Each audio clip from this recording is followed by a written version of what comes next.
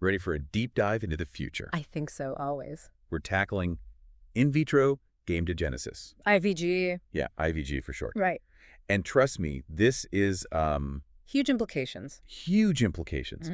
Imagine a world where anyone can have a biological child, regardless of age, fertility, Right. or even Sexual orientation. sexual orientation. Yeah. We're talking about creating sperm and eggs in a lab In a lab. Yeah. from any cell type. Wow. Skin cells, you name it. That's right. You sent us a ton of research on this. Yeah. So let's break down what's real, Okay. what's hype, Sure. and what you should know about IVG. Well, it's a fascinating field, Yeah. and it's moving fast. For sure. IVG is really about deriving those building blocks of life, sperm, and egg cells Right. from something called pluripotent stem cells. Okay.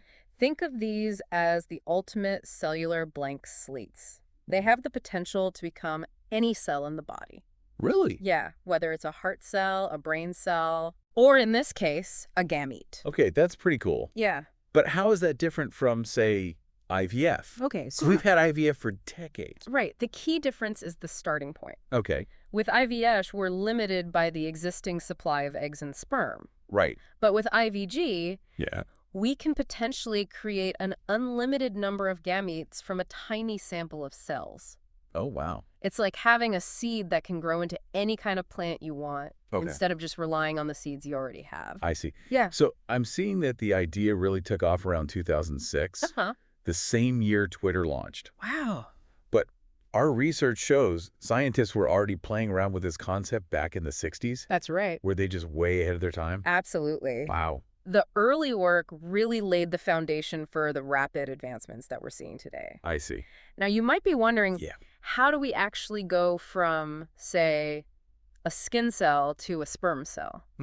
Right. Yeah. So imagine taking that skin cell and rewinding its developmental clock, Okay. turning it back into a pluripotent stem cell. Uh-huh. From there, we can nudge it down a specific developmental path to become a gamete, So as it can. giving the cell a new set of instructions. Yeah, giving the cell a new set of instructions. Precisely. Okay. It involves manipulating what we call signaling pathways, which are like molecular messengers within cells. Okay. By tweaking these pathways, Uh-huh. we can guide the stem cell to develop into a sperm or an egg precursor. I see. Think of it like a train switching tracks. Okay. We're essentially flipping switches within the cell to direct its development. I'm guessing this involves some serious cellular reprogramming, right? It does. Wow. We have to change the way the cell reads its DNA, and this is where epigenetic reprogramming comes in. Okay. So imagine a cell's DNA as a cookbook, Okay. filled with recipes for all the different cell types. I like that. Right. Epigenetic reprogramming is like adding sticky notes to certain recipes, Uh-huh. highlighting the ones the cell needs to follow to become a gamete. So we've got our cellular chefs hard at work following those highlighted recipes. Exactly. But how close are we to actually seeing, IVG-derived babies. IVG-derived babies? Right. That's the question everyone wants answered. Yep. We've seen amazing progress in animal models, Okay. particularly with mice. Oh, really? Yeah. Interesting. Researchers have successfully created baby mice from IVG-derived gametes. Wait, so they've actually made baby mice They have? using this technology? They have. That's incredible. It is. Wow. But it's important to remember that mice aren't humans. Right. The process is much more complex in humans, Okay. and we still have hurdles to overcome. Uh-huh. One of the main challenges is efficiency. Okay. Not all of the lab-grown gametes are viable. Right. It's a bit like baking a cake. Sometimes it comes out perfectly, Yeah. and sometimes it falls flat. So it's not like, Poof. Instant baby. boof, instant baby. Like some headlines might suggest. But I'm curious. Yeah. What does this actually look like in the lab? Okay, so Are we talking rows of test tubes filled with tiny little sperm and eggs?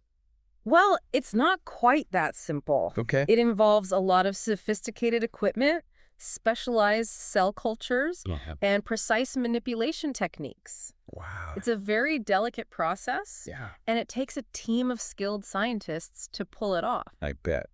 So we've got the science down. Right. at least in simplified terms. Yeah. But I'm guessing the real game changer here is... The potential impact. Yeah, the potential impact on human fertility, right? Absolutely. Yeah. IVG could revolutionize fertility treatment, Wow. offering hope to individuals and couples who haven't had success with existing methods. Okay. They're talking about people facing age-related infertility, Yeah. those who carry genetic conditions they don't want to pass on, and individuals who simply can't find suitable donors. And what about the potential for same-sex couples to have biologically related children? Right. That seems like a huge shift. It is. Yeah, in family dynamics. IVG could offer same-sex couples a path to parenthood that was previously out of reach, Right. allowing them to have children who are genetically connected to both partners, and for transgender individuals. Yeah. It could mean having children that align with their gender identity. It's incredible. It is. To think about the possibilities. Yeah. But I'm sure there are a lot of concerns, too. Our research mentioned. A lot of ethical debates. Yeah, some pretty heavy ethical debates surrounding this technology. For sure. Yeah. There are definitely ethical considerations to address. Yeah. For example, Yeah. one concern is the potential for genetic enhancement. Hmm. Could IVG lead to designer babies, Oh, wow. where parents select traits like intelligence or athletic ability? Yeah, one article quoted a bioethicist who worried about parents essentially creating a shopping list. A shopping list. Of desired traits for their children. Exactly. And it definitely raises questions about what it means to embrace and celebrate the natural diversity of human life. That's right.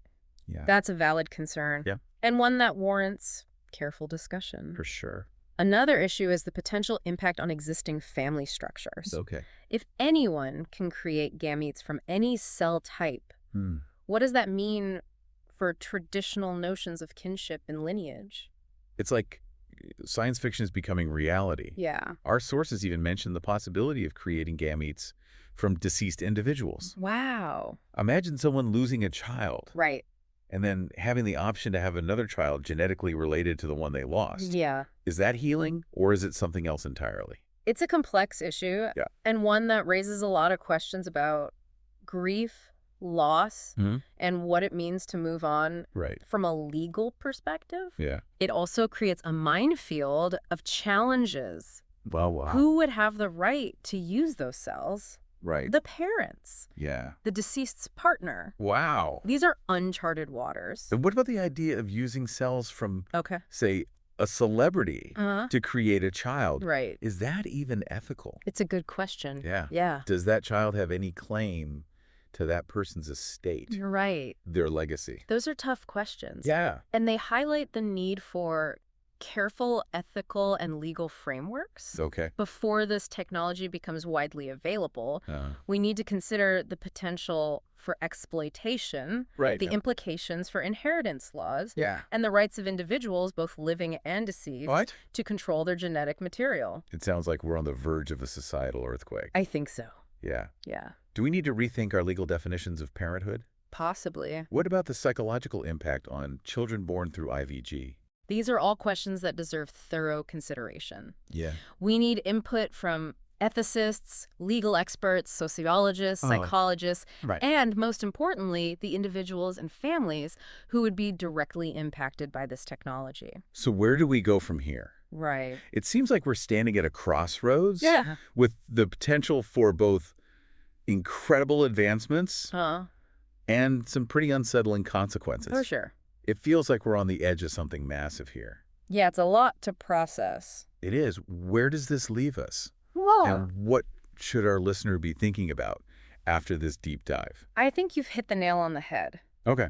IVG has the power to reshape our understanding of family, parenthood, and even what it means to be human. Right. But this isn't just a scientific advancement. It's more than that. It's a societal one. So it's not just about the technology itself. It's about how we, as a society, choose to use it. Exactly. We have to be prepared for the ripple effects. I mean, we've already seen how IVF, which is now relatively commonplace, has shifted social norms and created new legal and ethical challenges. For sure. And IVG could amplify those shifts exponentially. Absolutely.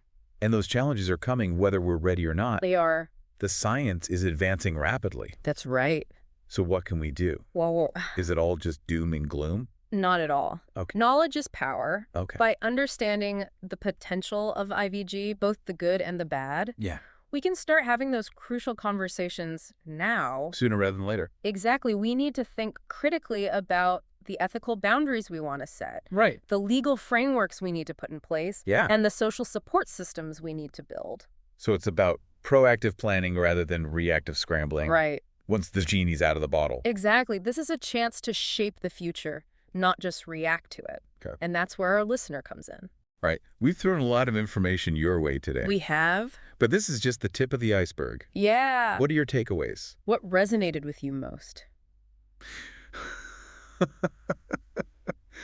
What questions does this raise for you about the future of family? About your own values. About the kind of world you want to live in. IVG might feel like something out of science fiction. I know. But it's quickly becoming science fact. It is. The future is unfolding right before our eyes. It is. And we all have a role to play in shaping it. We do. Keep learning, keep questioning, keep the conversation going. The future of family, in many ways, is in your hands.